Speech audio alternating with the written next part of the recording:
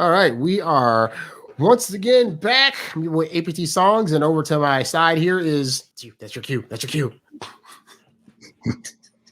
Joe Hollywood, what's good, everybody? How you doing? Yeah. Oh man. So, as you guys know, if you guys keep up with anything in the news at all, the big story for this week thus far, because it's only Tuesday, is Bill and Melinda Gates getting divorced after 27 years. My God, what did you think of when you first heard this story, Joe? Just like, whoa, what happened? You know, like I didn't expect that one. When you hear all these Hollywood divorces and whatnot, they seem like, I guess I don't know anything about them, but they just seem like a good partnership, like a good solid run. Things are going well, and you're like, you figure you're that deep in, why rock the boat? Like we good, right? And it's like, nope. Well, damn. Okay. Well, I just saw an interview with them as early as like last week when they were like sitting with each other and talking and stuff like that. So to go from like that was last week and now this week is like, hey, like what was happening last week? We actually were like getting divorced. Right, because apparently it's been in the works for a while. They just got to the point of like announcing it publicly. Yeah. But I mean, that's part of it too. Like it's a business arrangement, especially at their level. So, the business partnership, you maintain the front until you don't.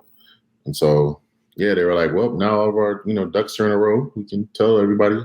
I guess. But yeah, I know they were talking to the kids, and I think the oldest daughter put out a statement. She's like, yeah, we're dealing with it. I'm still figuring things out. Like, give me some space. I'm like, I respect it. Like, let her work it out. Don't be all in her face and stuff.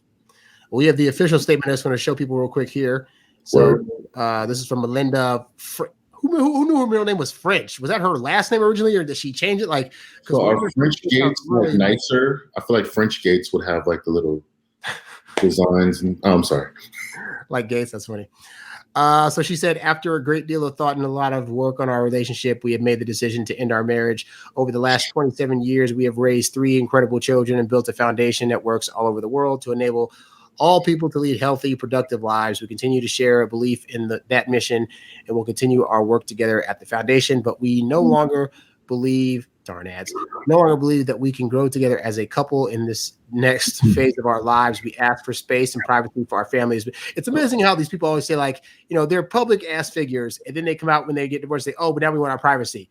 Like, you've been letting us in your business all this time, and now the biggest thing that happens to you, you're going to be like, I mean, I didn't know much about them. I know that they're like super wealthy and they have a foundation, but I'm like, I wasn't in their day-to-day lives. You know what I mean? Like, yeah, I think as far as what they could do privately, they did. So, like, I'm just finding out about all the extras now. Like, it wasn't public knowledge before.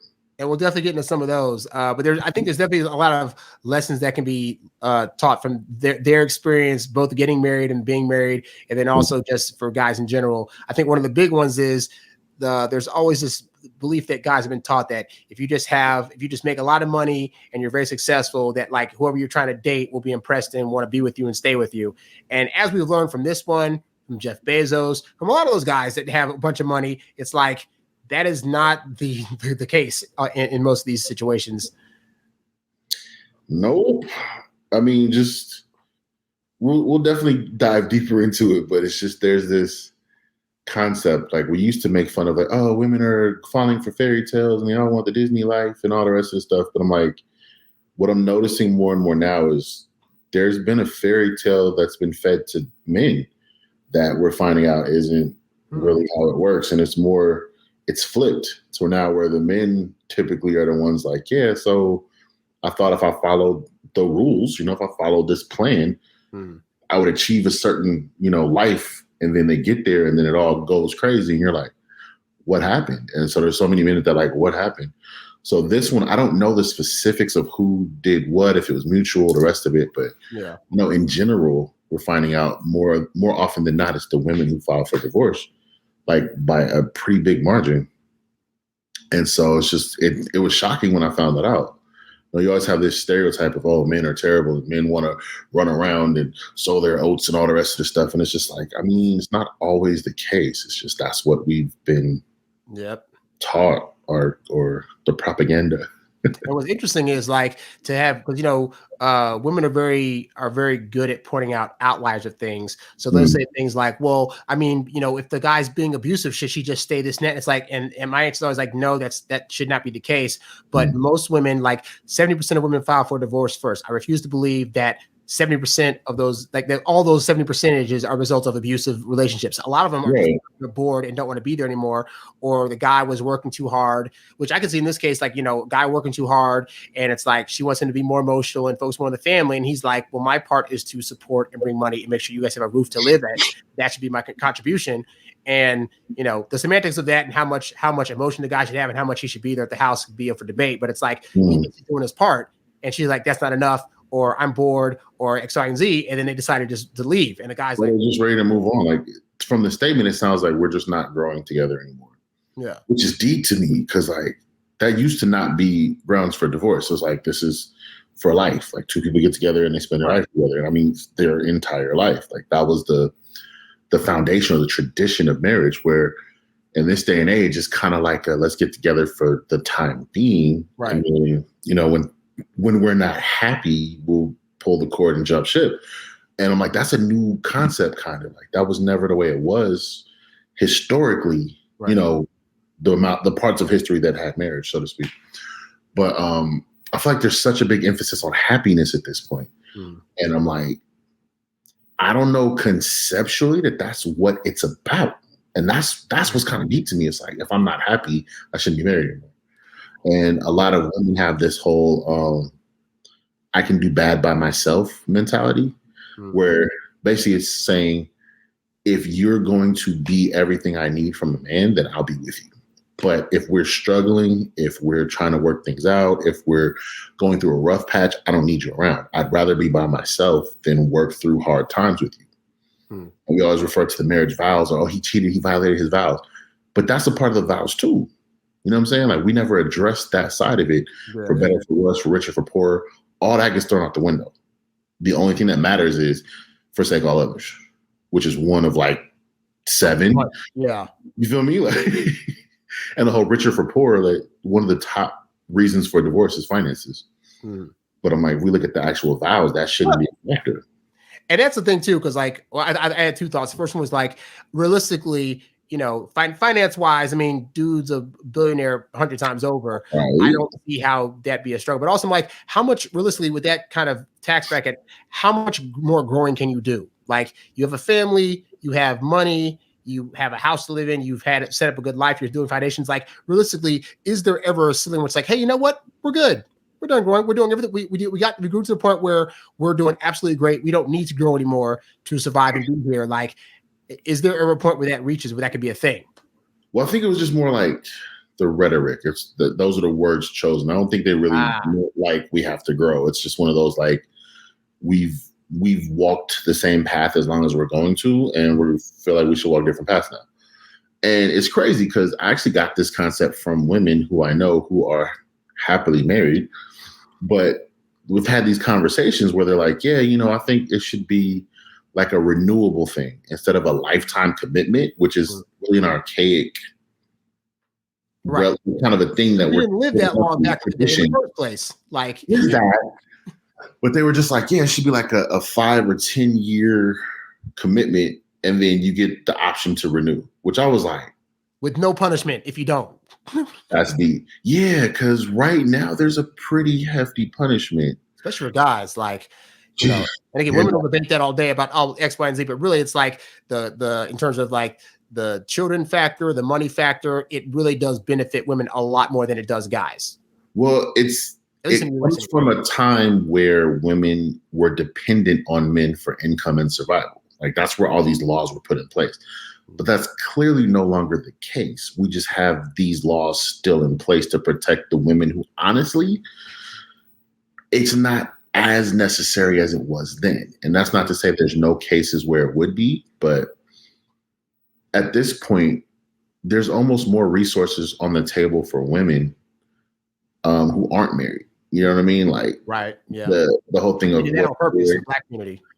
Definitely. Like, I wasn't going to quite take it there, but that's real life. But even down to like homelessness, like homeless shelters, you can't be a family in a homeless shelter. They separate the men from the women and the children. So if you want to stay together as a family, you can't get resources. And the same thing with like welfare, with WIC, with things like that. If there's a man there, it's much harder. But if you just get rid of him, then now you can depend on the state. Mm. And so it's almost an incentive to be, I'm a strong woman who's taking care of single mother. Like it's almost a badge. I don't know if it applies in this scenario. I will say I noticed that they're saying she's not looking for any type of spousal support or anything like that, which I'm like, that's huge. And by the way, thank God, because if she's getting X amount of billions of dollars, I would hate to be like, because there are women that would still be like, well, I still want him to support me and my lifestyle and this and that, and still go talk that stuff in court and get the money. So it's one of those like, well, what, like, that's to me the thing is okay. If you're trying to be bad by yourself and strong, independent, then why are you still like? But I want to still depend on your money though. Yeah. Like, but there's a lot of people who don't. There's a lot of people who don't even seek child support. They're just like, you know what, I'm out. I don't want no more problems. Just go away. Yeah. And I'm like, there's a certain level of respect. Like, okay, I get that. If it's that serious, get out. But if it's just on somebody, oh, I'm not happy. That's something you need to work on. That's like are you in it or are you just there for whatever you thought the benefit was? Yeah. Interesting statistic. Well, just interesting little factoid. I saw a list today of like the top women, like money holders or billionaires or whatever in the world. Mm-hmm. Like I think like the first top 7 or 8 of them got their money as a result of either inheritance from their fathers that built the company, or divorce from a rich man that they were married to that they then divorced, or widows of men that built companies, then they died and the woman inherited. So it's interesting. Like everybody but Oprah, you know what I'm saying? Like Oprah, that's her. She did that. But I'm saying like, yeah, but like Oprah's money is like lower tens of billions. So you got Oprah, J.K. Rowling, some other ones that are and the creator Bumble. J.K. Rowling, yeah. The other ones they their own accord, but a lot of the other ones came about as a result of divorces, deaths, or their fathers. Yeah, like, and those are the higher numbers. Yeah, because what's her name? Bezos. She became like the richest single woman in the world after the divorce. Like, and then gave the money away. I wonder how you feel about that. I mean, it's hers. What you gonna say? Yeah. But that's the laws, the whole communal property, all the rest of that. And then there is the question of, it's like, okay, she was his wife. They were building together. Like, did she contribute to the point where, you know what I'm saying? I'm like, if that's the case, by all means, like, who has anything to say about that? But then the other side of the conversation is the whole, Kobe, she wasn't with me shooting in the gym. Like, it's a joke, but it's kind of real. Like, what are you doing to further this? Like, I was raised to see it as a partnership. We in this together. So we're both contributing. We're both building. But from what I'm seeing, that's not what's taught to the other side. The other side is taught, find someone to latch on to get ahead. And then if things go wrong, just jump ship and take half with you. Like, right. Who wants that? You know what I'm saying? Like, who really wants a partner that's not a partner? Yeah. Well, women would argue that, like in her case, she was mostly at home taking care of the kids, which actually brings me to a point I wanted to make, which is another thing is, before they got married, they had dated for a while, and then he wasn't sure if he wanted to get married or not. So he actually was putting together a list of like, he's doing like basically a pros and cons list of why to get married and why not. And a big con on that was like, he wanted to be able to focus primarily on building Microsoft, and would marriage get in the way of that? And then she walked in the room as he was making that list, and I guess, got upset or whatever. But it's like, yeah, like, would he probably would be able to build Microsoft without her being there. So would it have actually been better in the first place for him not to have even done marriage in the first place? Because a lot of men now argue, like, especially the ones that are like heavily red pilled, or the ones that like are very much anti-woman altogether, they'll say that a woman takes away your focus and it's not worth the drama. And so as a result of that, there's no use, because a man needs to be following his purpose, and women sometimes can distract from that. He had a woman he was able to build, but it's like, again, would that have would he, if he had not gotten married, could he have still been able to build the empire he built? I don't think it would have been a hindrance to not be married. There may have been like a loneliness or like a part of his life that was unfulfilled, especially in the later years. You know what I'm saying? Like they're saying, like having the family, having the kids, it gives you a connection, it keeps you grounded. But as far as business wise, I don't think it'll be like, oh, I can't build this business because that's not really how I see that working out. With especially the fact that he was debating it beforehand. Yeah. And part of his cons list was, I need to focus on this. Like, you're going to have that pull. You're going to have that, you don't spend enough time, with me, with the family. You're not, you know what I'm saying? It's like, look, I'm focused right now. I'm literally changing the world over here. Like, I need to focus on that. And you kind of need somebody who understands it.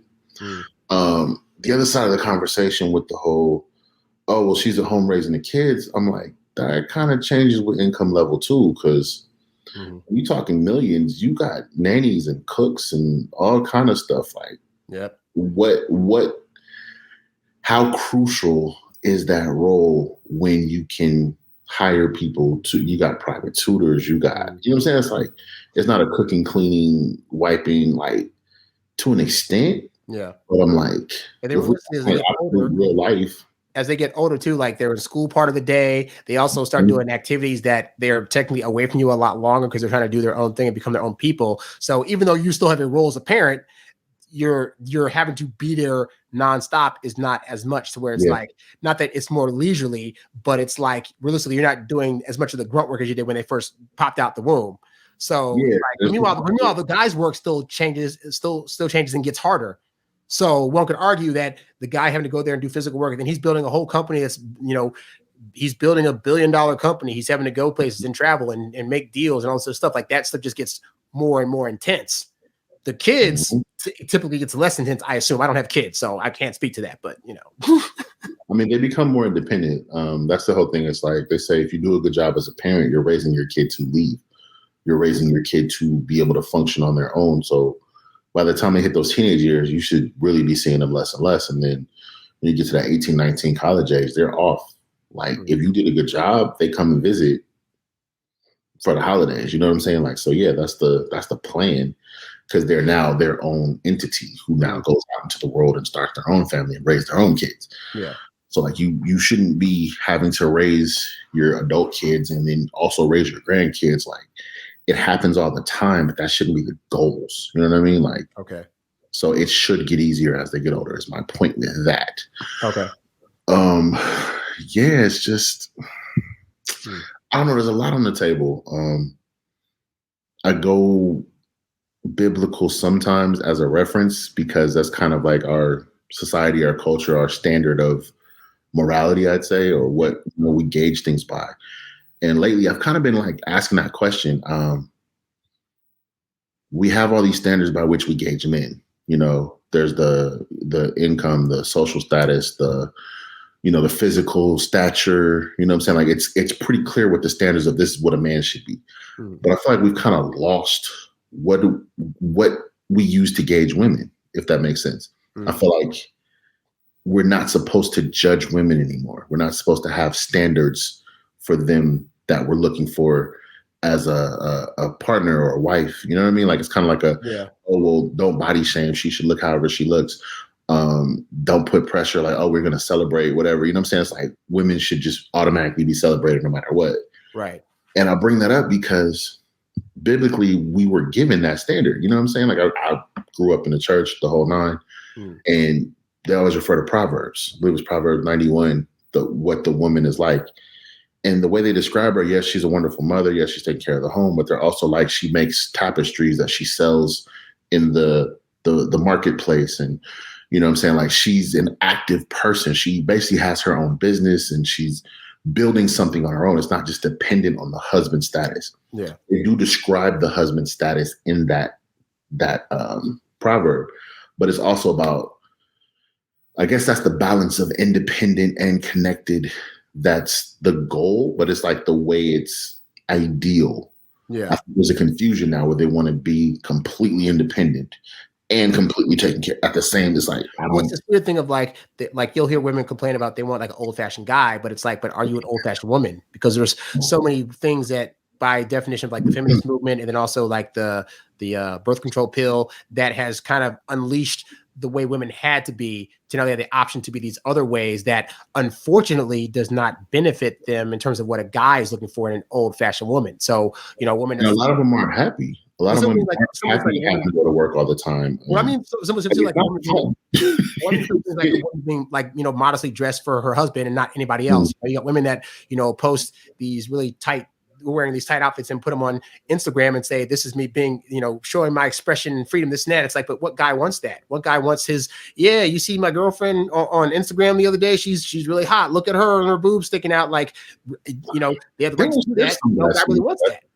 But the thing, there's guys who want that though. You Well, know there's what some. I'm saying? I mean, some guys, but there's. But But it's also, I'm saying for men that are looking for that are trying to look for old fashioned women. That Right. would But not what I'm be. saying is that the men that they're looking for, a lot of them want that. And I Mm, say that because your Cardi B's, your, highly hyper sexualized women, a lot of them are married. Then you do also have the side of it where they get cheated on. So there's the level of the guy that wants that will probably also want somebody else. mm, And that's something you got to deal with too. But the reality of it is that is a great way to catch a high status man of a certain caliber. If that makes okay. sense. So you can get a husband who's into that. It's not a failing strategy. You know what I'm saying? The whole stripper marketplace is huge, and they're around the ballers who are out there looking for that. And then, okay, yeah, they can actually land it to the point where they get married. It's just that don't mean they're not going to the strip clubs no more. That don't mean they're not pulling whatever on the weekend when they're traveling no more. You know what I'm saying? That comes with it. So you got to kind of keep that in mind if that's your goal. But then what you're saying is the more traditional value, the more, the man who wants the more conservative woman. Okay, well, she got to understand that's not who she's targeting. If that's what you want, that's what you got to present, because those women are out there too. Yeah. But that's the thing. It's like there's different people, different types, different wants. And so I think some women lose focus of even caring about what the man wants, if that makes sense. It's just, Like I said, a lot of them have been taught that it's all about like what, like, even from birth, it's like, oh, like the guy should be coming to you and they should be like seeing if you're okay and they should always be taking care of you and this and that. And they never think about like, hey, like, should I be doing something to take care of the guy? well, that's Like, the age old thing. I I could used be to hear it doing all the time, the whole happy wife, happy life. And it was just like the problem with that is nobody's cares about the husband. It's like, oh, well, he just has to that fall in line, or it's cheaper to keep her and all that kind of stuff. And it's just like, it's really all this pressure on, basically, if a relationship goes wrong, it's the man's fault. Yes. And that's just how it's seen. It's automatic. And it doesn't matter what happened. It doesn't matter what the woman's contributions were. Oh, it's your fault for not keeping your family together. Yep. And it's just like when you start seeing 70% of divorces are initiated by women, you're like, this can't be every time the man's fault. It's just, it's too common. It happens too often. Yeah. Where it's only this one-sided thing. And it's, oh, well, you're supposed to be the head of your household. Well, if that's not the relationship, that's not what was instilled into the woman that to let him be the head of the household. If she wants to argue and fight for the position, Yep. how are you gonna be the head of your household? So that's the whole thing. It's just like, dude, I've read so many Reddit threads that from women that'll be like, I had a good man. He took care of the kids. He took care of home. He made sure all my needs were met. But I got bored. I cheated. So we broke up. And now I really don't like this guy I cheated with. And I want to get my husband back. And it's too late. But he was such a great guy. There's a whole like Reddit thread about that stuff. I know some real life ones, like personally, where these are the types of stories, or just, something went wrong financially, or just there's so many challenges that people go through. And it's 9 times out of 10, the woman that's ready to jump ship. Let's say, okay, things aren't perfect, I'm out. And it's like, what happened till death do us part? What happened to for richer, for poor, sickness and health? Like, what if something physically happened to do with you out? You see what I'm saying? It's like, it's not that stick with it, ride or die type. Like, that's not what's out there right now, not in general. You know what I'm saying? Like, if you find one, hold on, because it's rare. It's so rare these days, because most of the time it's I can do bad by myself. If we're not doing great, I'd rather be on my own. Right. And it's just like the whole thing is there's better out there. I deserve a better dude. I deserve a better man. And it's just like, well, what does that mean? Yeah. Like, you have to be 110%. And the whole 80-20 thing doesn't apply to men. Yeah.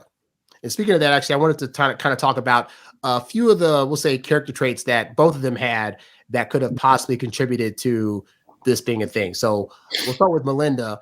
I was reading some stuff where they were saying like the late 90s or so, around the time he was going to be like getting out from being the president of Microsoft or whatever, that Melinda at times would get mad at him because, he wouldn't come home and do the dishes or I guess read stories to the kids or whatever.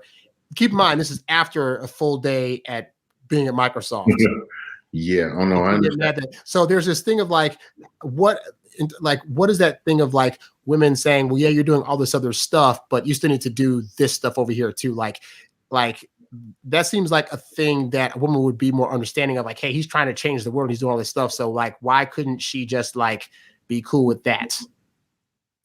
No, because the modern man is supposed to be 100%. You're supposed to go to work all day and come home and then split the home with her and the home duties and all the rest of that. If you're trying, you have to do all of that. It's weird because there's this other dude that they like that doesn't do none of that. And not to get too personal, but like I've had the experience honestly where I've been more helpful around the house and things like that, and then it's actually seen as a negative. It's like, oh yeah, you're not really manly enough, like you're doing all this womanly stuff, and it's just like you're not gonna mock me for helping out. That's not gonna be a part of how this goes, and expect me to continue to do to go above and beyond.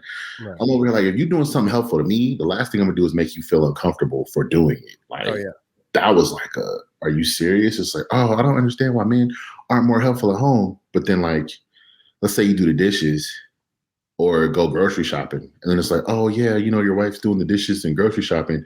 They'll say that to the woman about the dude, like, hold on, you're not going to be disrespectful because I'm helping you with the chores. But they've shown that it's actually sexually a turnoff if the man is more domesticated, which is like, what's interesting is like, you know, again, there'll be women out there that will argue that like, oh, they want a man that does, you know, these, we'll say, more feminine leaning things.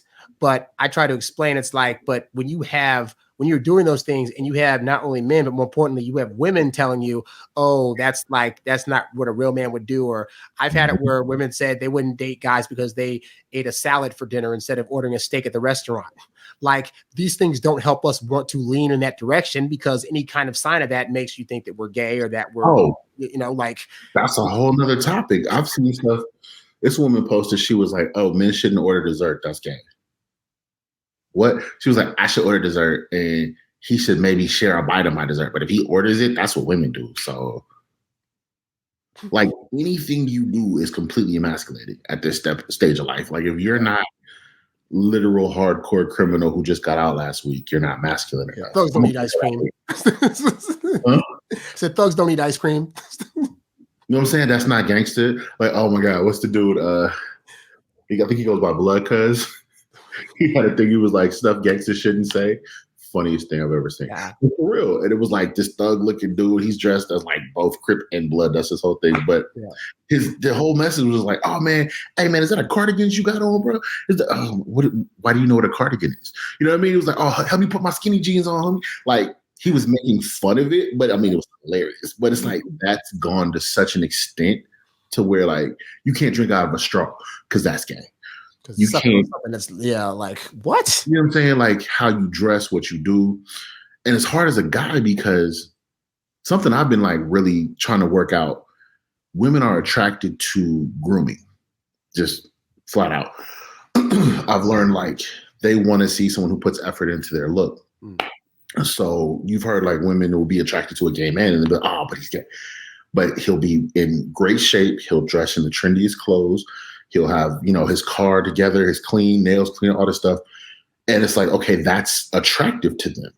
But to a point, because if you do too much, then, oh, he's gay. He did that.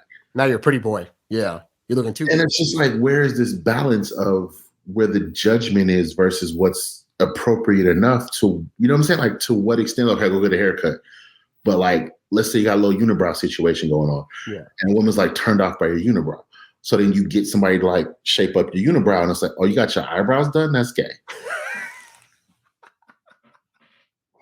I got a lot of questions.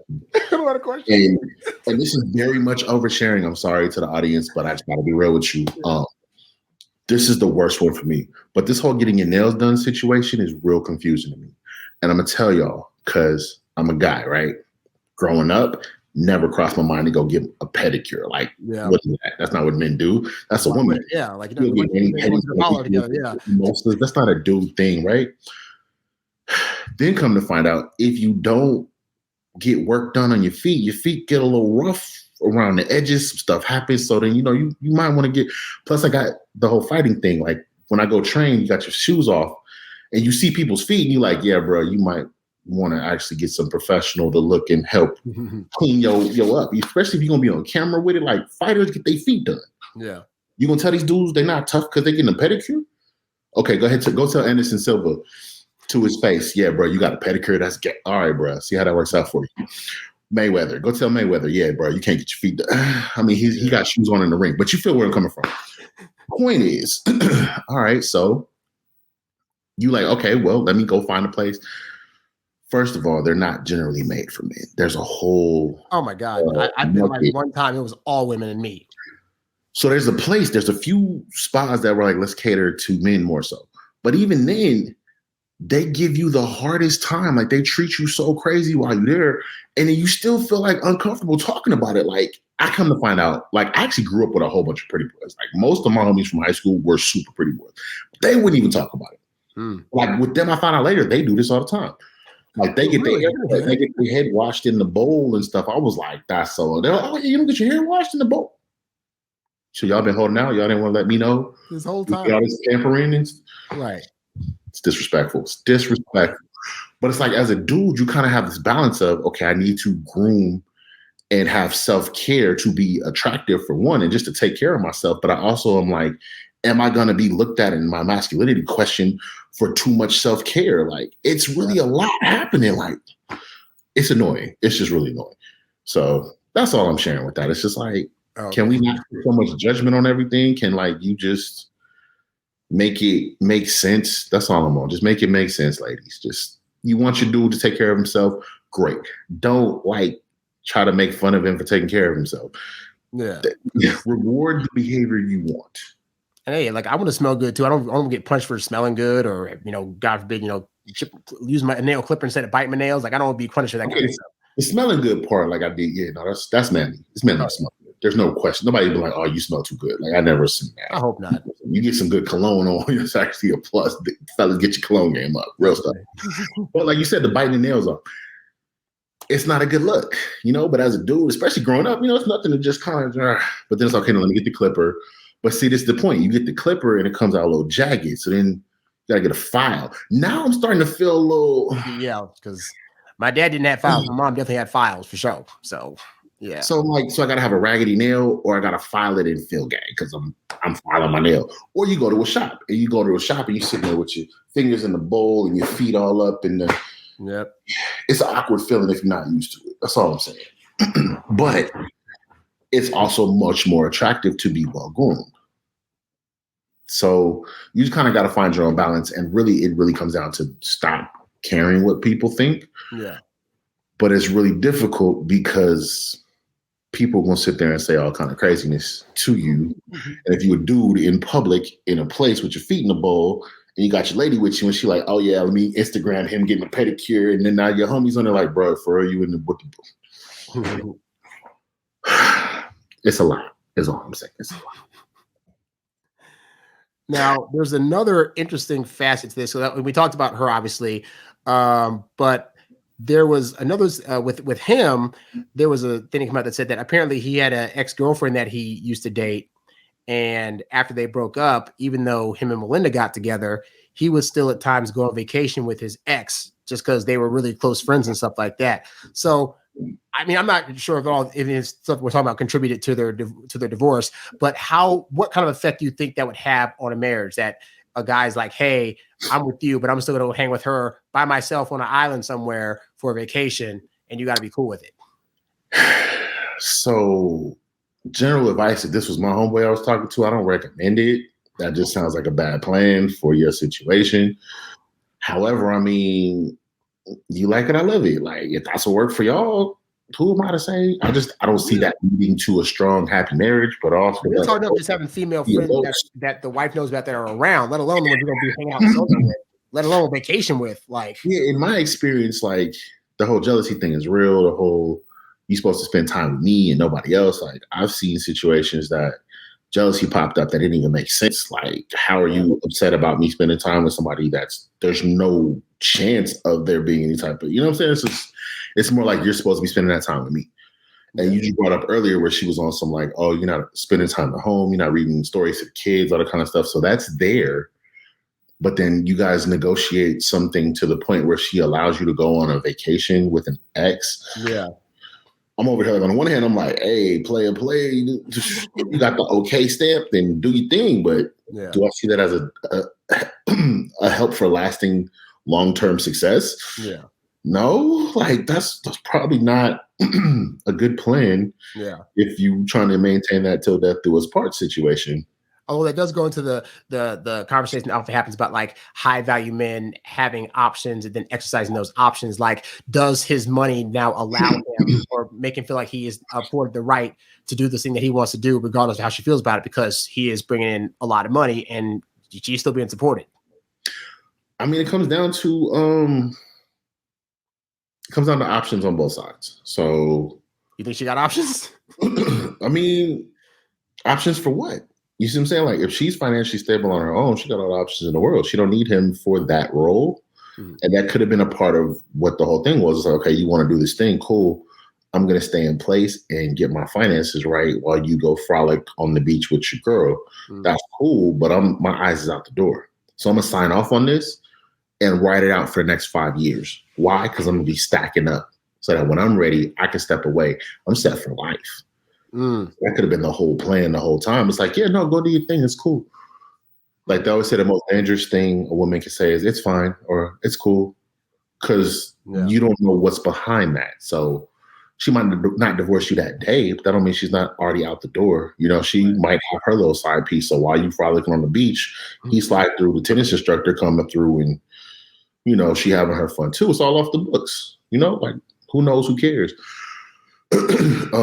They said traditionally, like marriage has always been set up as a business arrangement. It's to raise the family and to kind of structure society. But it used to be known like the royal societies and things like that. It's like, okay, the marriage is the public face, but then we do what we want to do on the side. The kings had like their wives, but they also had their concubines. And then like, if you the king, you could literally just like grab a girl off the street, like, hey, come with me tonight. Yeah. And we're gonna do what we're gonna do. And then the queen is the queen. You know, she runs it, but I'm gonna do what I'm gonna do. It's just at some point we kind of merged it all to where I guess people wanted to marry for love but couldn't. It was arranged marriages and all the rest of the stuff. So finally people got what they wanted. Okay, now you can marry for love. And it kind of twisted things up because love is kind of fickle. So like how if we define romantic love specifically, it's like, what if there's a day where you don't feel like all those romantic feelings towards that person? Do you now say, well, I don't have those butterflies anymore, so I'm out? But that's what's happening. Yes. I just don't feel that spark anymore. So I'm just not happy anymore. These are the types of things we're hearing for why divorces happen, or we're just growing in different directions. It's like all these just filter words that basically mean I just don't like the person anymore. I'm not feeling you no more. And like I said, it comes down to the whole like, should we adapt what marriage means to the current society? Like, it came up already when we started dealing with gay marriage, because it's like, okay, do we redefine what marriage is? Because traditionally, marriage is between a man and a woman, and that was the whole debate. And people were shocked that California didn't vote it through the first time. And a big part of it was just like, hey, I'm not tripping off of what you want to do. You should be able to have your partnership. I don't want to redefine this term, this traditional thing. And it kind of came back around to it where it did eventually happen. So, okay, we're altering what marriage is, what marriage means. I'm like, should it go a little further? Should it be this is a contract that we enter in on a temporary basis and then we'll reevaluate, make it a renewable type of thing? Honestly, I think that's brilliant for modern society. And like you said, there's not this heavy consequence. There's not this social stigma of failure. Because in like the grandparents' day, if you got divorced, that was a major fail. Like you really looking at people like, oh, well, you guys didn't work it out. You didn't. People were having like 8 to 10, 15 kids. So the whole and it was like kids, your social standing and your finances were all tied to this. So it was a struggle. You kind of out there hanging in the wind. Whereas nowadays it's not like that. You got divorced. It's like, oh well, he wasn't worth nothing anyway. Good job, girl. Be free. From the horrible trash man that you were with, because men are trash. So you tried it, didn't work out. He proved his stripes. Then go be free. High five. Yeah. Which again makes you wonder, you're looking at Bill Gates, like, was Bill Gates trash to her? Like, what was he doing? Like, do you really think he was abusive? Do we think he was beating her on the side? Like, I don't see it personally, but I wasn't there. I don't know, but that's it. Yeah. It's a little far-fetched. So is it one of those guys, honestly, just like them, where it's just like they're just really focused on their work and trying to change the world. And sometimes when you have that kind of drive, you don't really think about like a lot of the more emotional stuff or the home stuff. Or she talked about an incident where, like, I guess every year he writes like a letter or some kind or something to the foundation. And one year she wanted to write it, and he was like, "Why? Like, you do none of this. Why do you want to suddenly have your 2 cents in this thing?" And they had a fight about it. And the next year she was able to write something. But it's like, that's his thing. Like, you're going to try to interrupt his thing. He's trying to do this, and you're mad at this. But it's like, this is where his focus is. See, and again, going back to before you guys got married, you knew going in he was already kind of iffy about the marriage. It doesn't matter. It's going to change. He's going to change for me because I can change him. Oh God. Sorry, too far? No, that's real talk. So I want it to be the way I want it to be. It's not about him. It's about fitting the picture I have in my mind. So he's close to the picture.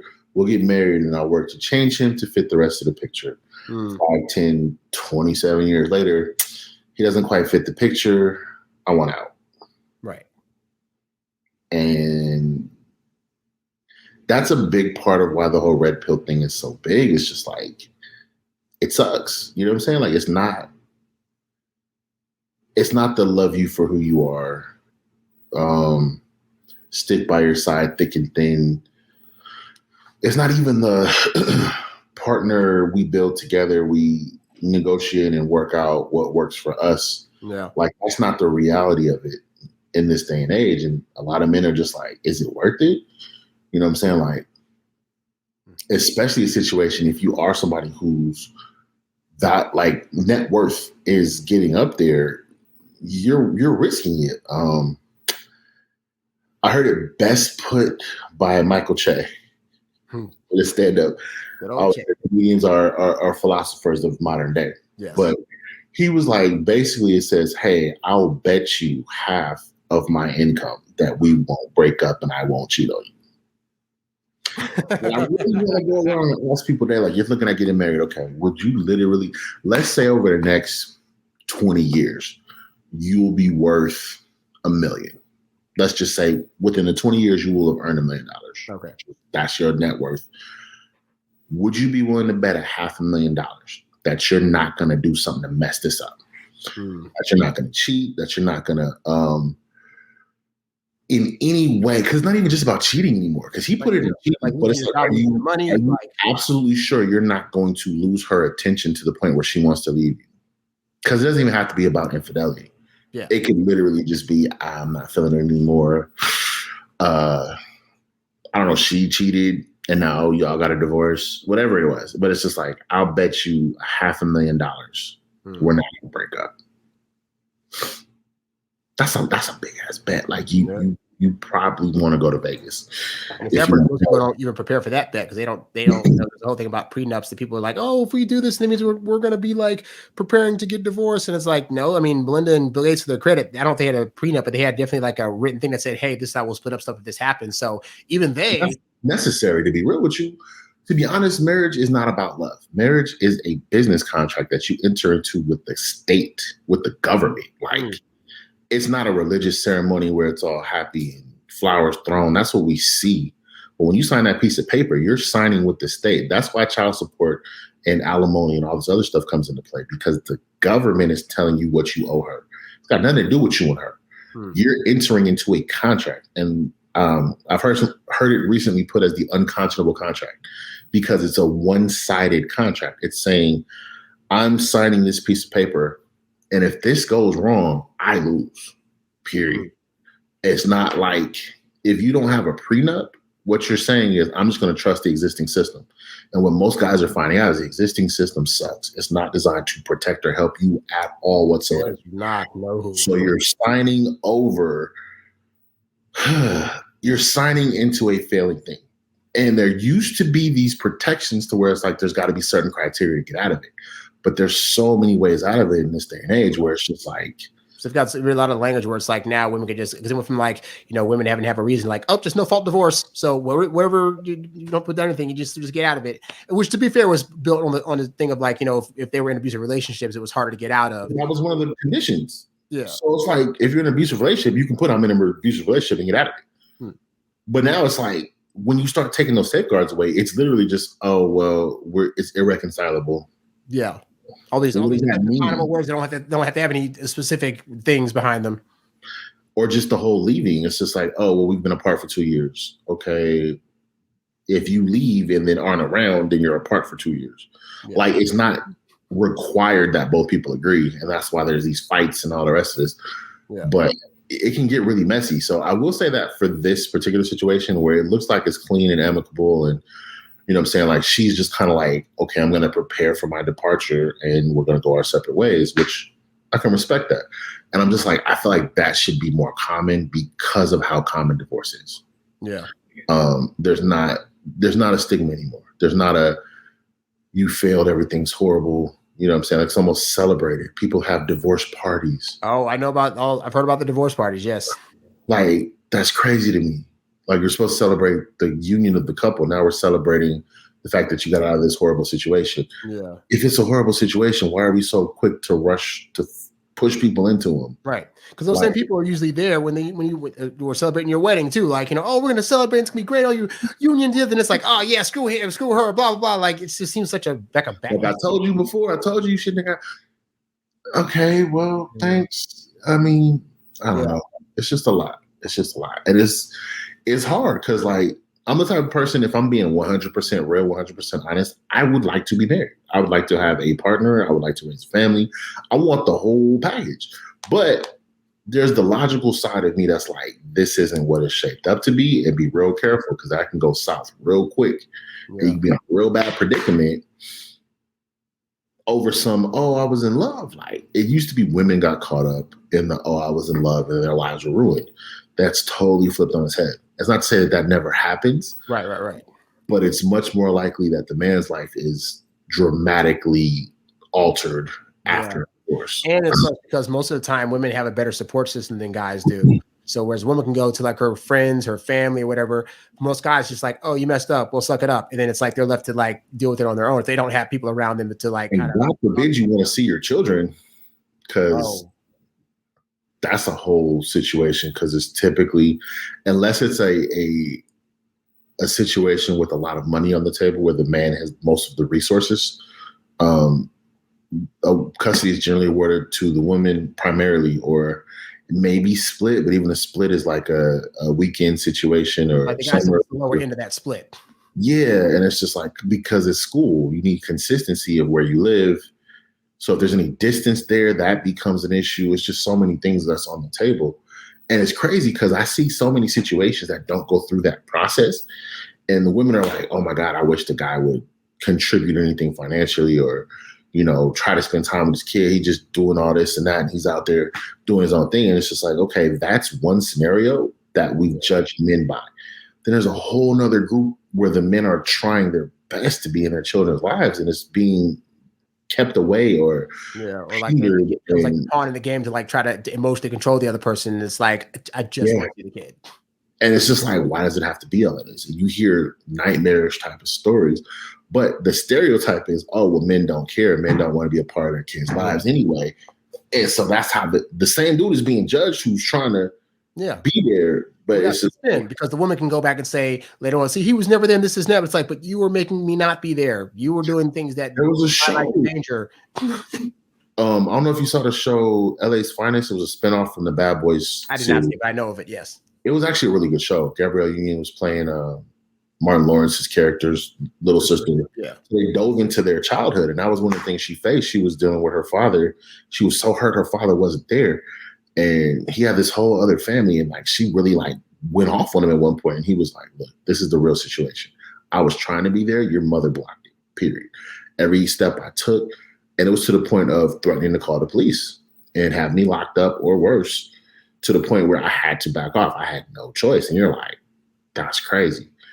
And that's just one example publicly from a show. I've known of situations like this and worse in real life that really happened to dudes, where they ended up falsely accused of stuff, facing, don't let it be some kind of domestic thing. If you get into an argument, a fight, you get arrested on a domestic charge, that ruins a lot for you.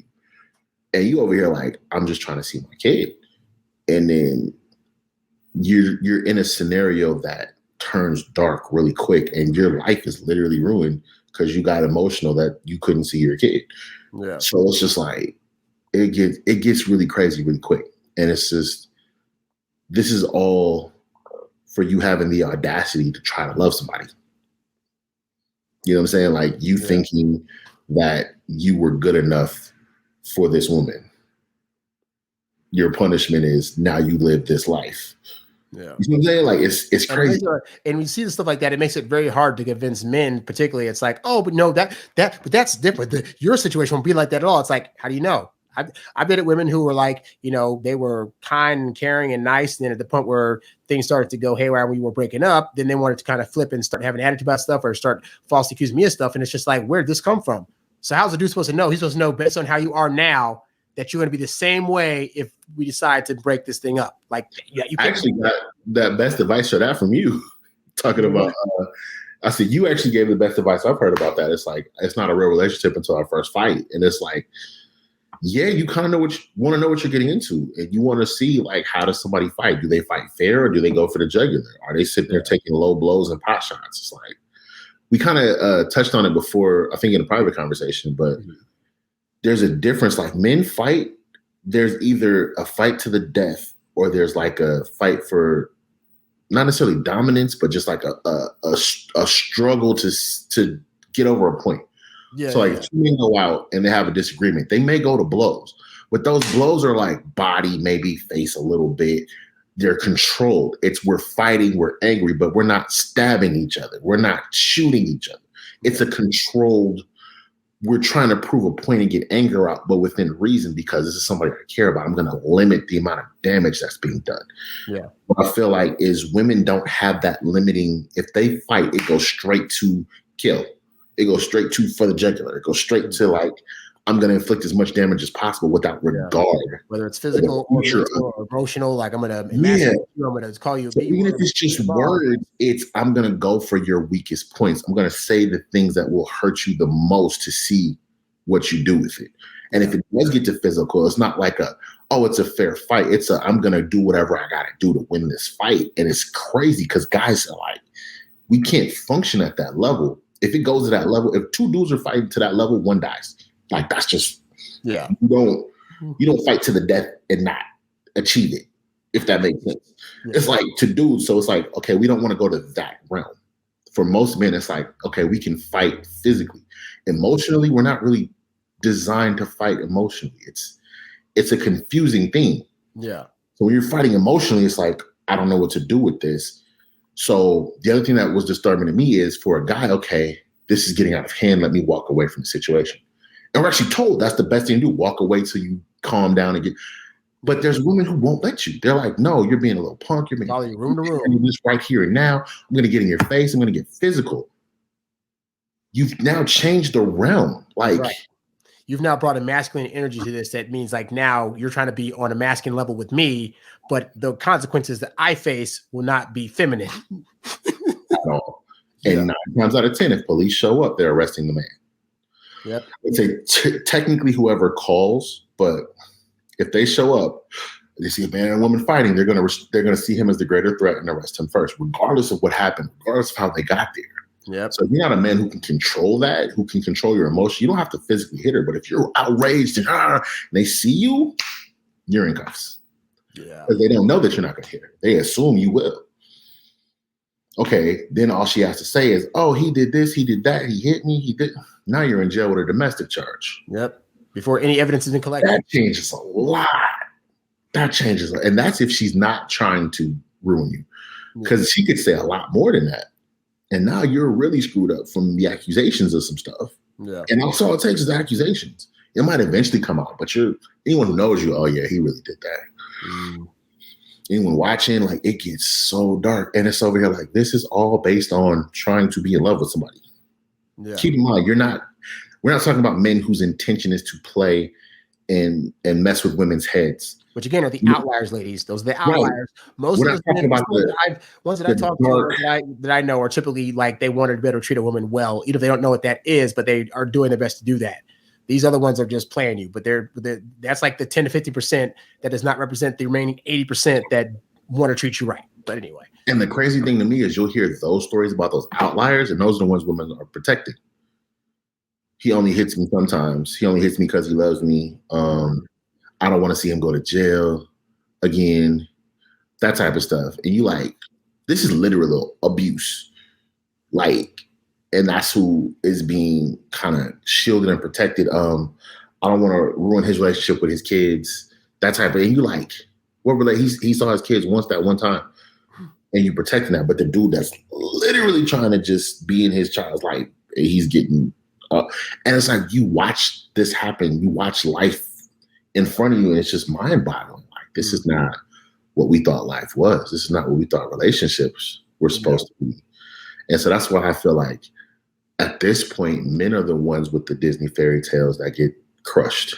You know what I'm saying? It's like, so true. They're the ones that are like, oh, I'm going to find a great woman and I'm going to be able to love her and dote on her and she's going to be the mother of my children and yada, yada, yada. And it's just like, that comes crashing down. Not all the time, but enough to where it's like, is it even worth guys at this point? Because I wonder, like, you know, like, obviously Bill Gates wasn't going to know when he got married that he was going to get divorced 27 years later. What can dudes be even doing now to like have a better chance of that not happening? I have no idea. That's the crazy part. Like, I don't know how to counter this. It's one of those things like there's no real rhyme or reason to it. It's just something switches, something's not good enough, something is, you know, unsatisfactory, or it could just simply be, I think there's a better option. There's somebody I can be happier with, so I'm out. And you brought up earlier the story where the woman was like, oh, I'm gonna go be with this dude. And she leaves the relationship, and then she's like, oh, I'm not happy here. You know what? I want to go back.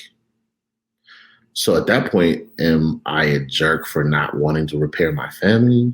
Or am I a pushover for allowing this woman to cheat on me and come back like nothing happened? Like there's no win-win with that. Another one that's kind of crazy to me is, okay, let's say that scenario happens. She steps out, gets with another dude, gets pregnant. Now she brings another kid back and wants to repair things. That was in the movie. What was it? Will Ferrell? Was it Stepdad? Will Ferrell and I want to say Marky Mark. Yeah, Stepdads. Yeah. Daddy's Home, something like that. Daddy's Home. Yeah. But that was the scenario. That was like, that's crazy. Because this whole thing, he was like, yeah. So they had a kid, and then she came back and repaired the marriage, or tried to repair the relationship, or like that was on the table. That was the concern. Yeah. And then the whole thing was like, okay, well, you're now the stepfather to the younger child outside of the marriage. Like, that's a weird scenario to be in. Like, okay, I don't know. Like, it's one thing if like there's a woman who already has kids and you step up and be the stepfather to the kids. Yeah. Like, that's one scenario that we've kind of accepted as a society. But to reverse it, it's a different kind of a thing. It's like, okay, she left you, got with somebody else, and then came back. It's not the same. I don't know.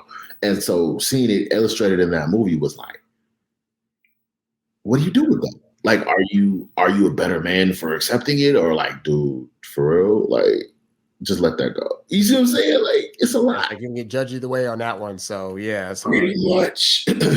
Luckily, Bill Gates' kids are old enough to they're out the house, so it won't really be too much of a situation with them. But like, yeah, that's just a lot to consider, guys. So, you know, Bill Gates is having trouble keeping a woman. You got to really. We got to hope Elon Musk makes it. Like, we're running a long time ago of like, hey, maybe I shouldn't get married. That might be something you want to listen to about. Like, it could just be like, maybe it's just that person that you shouldn't marry, not just all women all together. But, you know, there's going to be a lot more pain later on if you don't listen to that voice when it comes out. Because you it's really a question of like, how do you know, but like, really, how do you know? Like, how do I know that this one's going to work? I know this one's not going to turn into something. Because it's not like there's this indication from the beginning. And it was like, it could really be sunshine and roses for 10 years. And then year 11, and she's like, you know what? Yeah. I'm out. I don't want to see your face anymore. All of a sudden, I've grown into some other person, you know, crap. Or I've been cheating on you for the last 5 years, because women are slick. They might be having their whole situation. You never knew about it. Yeah. And you look up like, what happened? You know what I mean? Like, the whole thing is, it's not just men who are out here doing craziness. It's everyone. So yeah, true. Yeah, like he was saying, if you question it, really ponder that question. Really try to see, you know what I'm saying, and really kind of test the waters. Because believe me, she's testing the waters with you. She's seeing what you about. She's seeing how you handle things. That's built in. So if you need to do your own little test to see what's up before you make that leap, because there's a difference between we broke up and divorce. Yeah. It's just being real. Well, guys, we'd love to hear your comments about this particular topic because this has been the big thing this week so far. So let us know what your thoughts are about Bill and Melinda Gates and how you feel their divorce is going, or who caused what, or what they should do next, or whatever. We'd love to hear from you guys as always. Also, if you have any topics you want us to talk about, because we'll talk about pretty much anything, leave that in the comments as well. Joe, it's been a great conversation as always. Look forward to our next interaction. Yep. Hopefully we'll have a lighter topic next time again. Oh, yeah, we'll find something for sure. So, yeah. All right, guys, we're signing out for now. We will talk to y'all on another day. Peace out. Peace.